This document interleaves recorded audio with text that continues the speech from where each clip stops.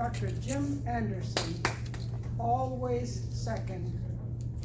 Always second, Dr. Jim Anderson. Thank you very much, fellow Toastmasters. Welcome guests.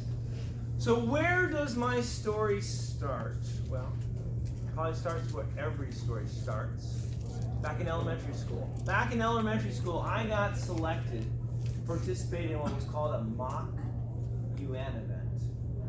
And this time around, I got to be Belgium. Thank you very much. Now, what do you actually know about Belgium? Okay, that's pretty much as I knew about Belgium, in all honesty. So the way they set this up is they presented us with global issues, and that every country could have their own particular position on it, and we all sort of got judged on how well we did. Now, I can't actually remember exactly what the global issue was. I suspect it was something like world hunger. And I remember thinking, oh, I know, I got this. Not a problem whatsoever. So when it came my time, I was able to approach the podium that they had presented, and I was able to make a stirring speech about how Belgium was probably the single country in the world best positioned to bring world hunger to an end. Sat down, I felt pretty darn good about how I'd done. I felt arguably that I'd done better than everybody else. So when the mock UN thing was over and they were saying, well, now we're going to tell you who did the best job, sort of positioned myself in my chair to be able to, get up and accept whatever award they were going to give me, because clearly I'd done the best job. And if I recall correctly, the award actually went to Spain. Okay, and in all honesty, I don't know why she won, because really I think I did a better job. But clearly that day they thought that Spain did a better job than Belgium. So I ended up being number 2. All right, stuff happens, no big deal whatsoever. Meanwhile, while I was in elementary school, I was also on a swim team. I have sort of the build for a swimmer, especially as a smaller child. I was still bigger than most of the other people. So when it comes to swimming, once I was in the pool, I was about halfway done. Thank you very much. Reaching the end and stuff like that. I was good. But, and I gotta confess on this, because of my natural height tendency, I didn't really practice that much. Because I was good, man. I didn't really have to practice that much. And there were a number of other people on the team who were shorter than me, who apparently spent time practicing swimming. So every time we go to a meet, I'd show up going, well, I own this. I'm just going to be pulling out of the pool, and I'll be collecting my blue ribbon and going home. Thank you very much. But time after time, I ended up with a red ribbon. I was always in second place.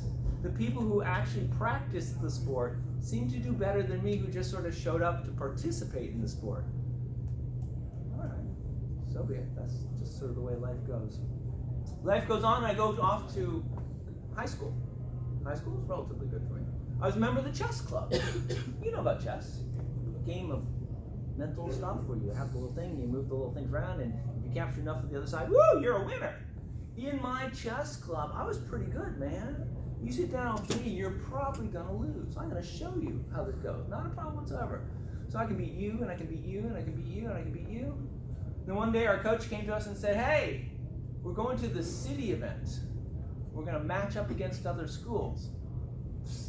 Bring it on. I'll show you who's chess master here. Not a problem whatsoever. Walked in there full of confidence. It's interesting because I'm not sure how the other people prepared.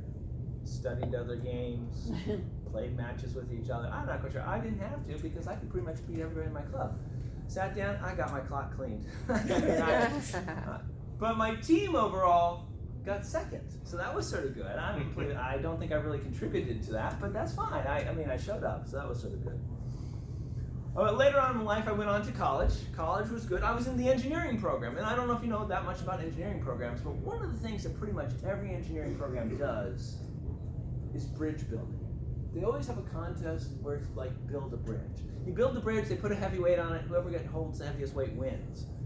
So I was on this team, and we were like, well, okay, let's build a bridge. We're gonna build the best, and we had like popsicle sticks. Okay, basically we got popsicle sticks to build this bridge. And we knew how everybody else was gonna build their bridges. They were gonna make triangles. They were gonna use triangles to build the bridge because they're structurally really sound. We said, man, if we do that, we're like everybody else. Let's do something else. So I'll tell you what, I bet if you make popsicle sticks be like cross-hatched, I bet they're really strong that way. So let's make a cross-hatch bridge, and we'll show those triangle guys who's boss. Man, we made the most beautiful bridge. It had crosshatching going all the way across and stuff like that. So they put our bridge there, and there was another bridge off to the other side. They put like, it was like a quarter of a pound. Put it on it, man, not wrong. We were there. We were good for that.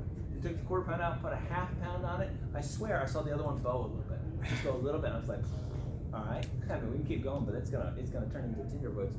And then they put like 3/4 of a pound on, and ours folded like house cars.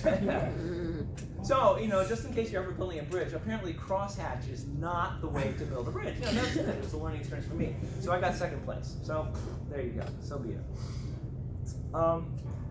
I went on in life. I went out and got a job, got a programming job. Those are good jobs. So the environment that I went into, they had a routine, a routine, and they had solved it using roughly about 100 lines of code. And when you're like a new kid on the block, they bring you in and they say, hey, we solved this problem using 100 lines of code. Can you do any better? Can you do it in fewer lines of code? And it was me and like another guy who had joined the same day. And I was like, I got this college degree thing. I don't want to brag or anything like that, but you people are old and I'm young and I'm smart, so I will show you how to do this better. So I spent like a couple days working on it, and I don't want to brag or anything like that, but I took that like 50 lines, that 100 lines of code down to like 50. I mean, I cut it in half. That's pretty. So we got together and they said, so how did you do? I said, look at that, 50 lines of code. I cut it in half. Meanwhile, the other guy showed up and said, hey, I did in 14 lines of code. Damn it. All right, so I got second place. So be it. So now I've moved on in life. I have 3 children, 3 beautiful, wonderful children. My daughter has gone off to college. She's doing quite well. Back when she was a small child, she was part of Girl Scouts. And one year, I forget what the prize was, if you sold the most cookies. I think it was like Jonas Brothers tickets or something like that. Man, she was committed. She was out, she was selling. I think she ended up selling like 300 boxes of cookies. We were like, wow, girl, you won, man. 300 boxes of cookies, nobody's gonna be topping that. Until the girl who sold 1,600 boxes of cookies. So apparently she went and saw Jonas Brothers, because my daughter sure didn't. She got second place. My middle son loves online video games, man. He's out there playing with his friends all the time and stuff like that, having a good time. I've seen how he does. And when it comes to collecting gold and killing the big bad man, he generally gets second place, so good. And my youngest son is a part of ROTC at the high school and stuff like that. ROTC, you get judged on how long your hair is, how crisp your uniform is and stuff like that. My son, he's committed, second place. And I don't know if the hair's too long or what the story is, but he's always in second place. So, what does it mean to come into second place for your entire life? It's not so bad, actually. Life's actually been pretty good to me. I must confess, I do not have a lot of blue ribbons in my life, but I've decided that I think I can live with second place, primarily because it's a heck of a lot better than third place. There you go.